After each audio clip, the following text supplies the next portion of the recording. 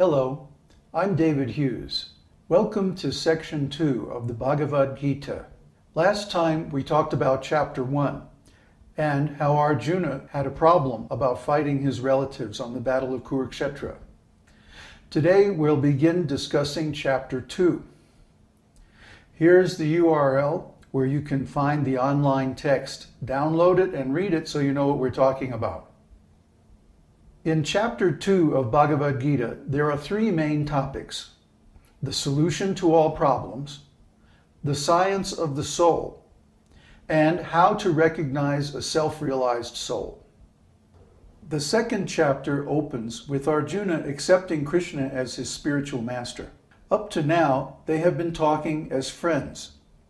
But Arjuna realizes that he can't solve his problem by himself. Therefore, he surrenders to Krishna as a spiritual master and begs him, "Please instruct me." Actually, this is the solution to all the problems of life. As we discussed last time, the cause of our problems is ignorance, specifically spiritual ignorance, about ourselves, God, and our relationship with Him. Therefore, the solution to our problems is to eliminate the cause by accepting transcendental knowledge. Now, the best source of this knowledge is God, because after all, God knows everything. So when Krishna speaks Bhagavad-gita, he's speaking to Arjuna, but actually he's speaking to all of us, giving us specific knowledge of the soul, the personality of Godhead, and the absolute truth.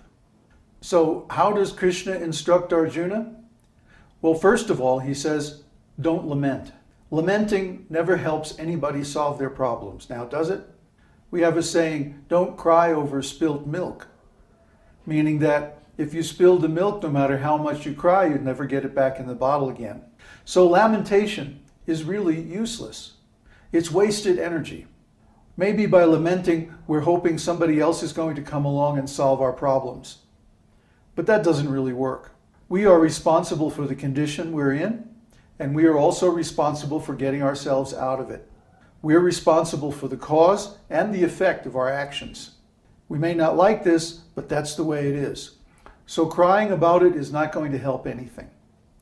Krishna recommends, first of all, don't lament, don't cry, don't be depressed, don't become paralyzed by bad feelings. Put those feelings aside and act. And by Arjuna's example, what our actions should be is to take refuge or shelter of a bona fide spiritual master, a teacher who knows the truth and can articulate and communicate it to us for our benefit. So by learning the science of spiritual life, we'll reach that point beyond all lamentation, when we understand the absolute truth. Krishna says, the wise lament neither for the living nor for the dead. Because after all, what can we change by lamenting? It just stops us from taking the action that we need to do to solve our problems. The first thing we have to understand is the science of the soul. The soul is the self. The body is just an external covering of the soul. The body is temporary, but the soul is eternal, immortal, and indestructible. Nothing that happens in this temporary world can harm the immortal soul. The soul takes bodies like we put on and take off clothes.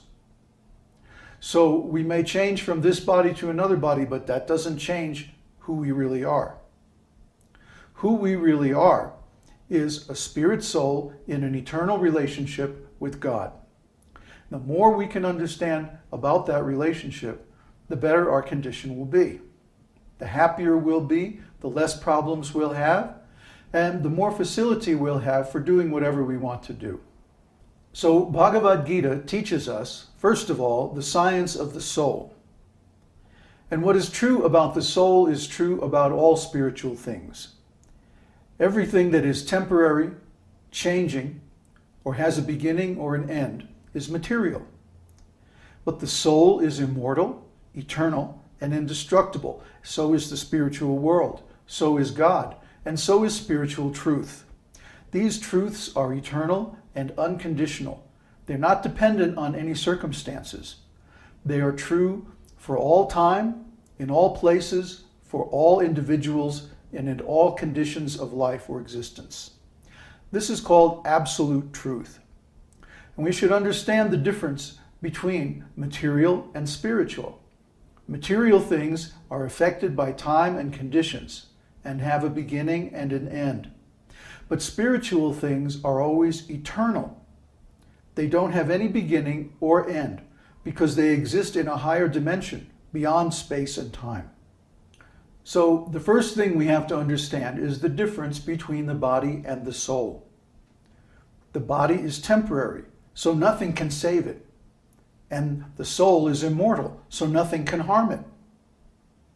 The soul is really the self, and the body is just a covering over that original self. So as soon as we accept a material body, we're in illusion because we're identifying this body as the self. We have to get out of this illusion and come to understand that we are a soul. The first symptom of the soul is consciousness. Therefore, by investigating the science of consciousness, we can understand the self, the nature of the soul, and by extrapolation, the nature of God. Just like the difference between the body and the soul is that the body is temporary and the soul is eternal, the difference between the soul and God is that the soul is the part and God is the whole. In the Sri Ishopanishad, God is called the complete whole, the sum total of everything that exists. Plus, he is a transcendental person. Just like we are persons with individuality, identity, thoughts, feelings, will, emotions, and so on, God is also a person. Just like my father and mother are persons, their fathers and mothers are persons, and so on, all the way back to God, who's the original person, Adi Purusha. So we could not exist if God was not a person. We could not have these qualities unless God also has these qualities. He is the source, and we are his energy, or his creation. As soon as we understand this, then the next step is to understand what is the solution to our problems. We're suffering because of karma. Everything we do produces an unintended result. Therefore, the secret to getting out of material problems is to stop creating karma. How do we do that?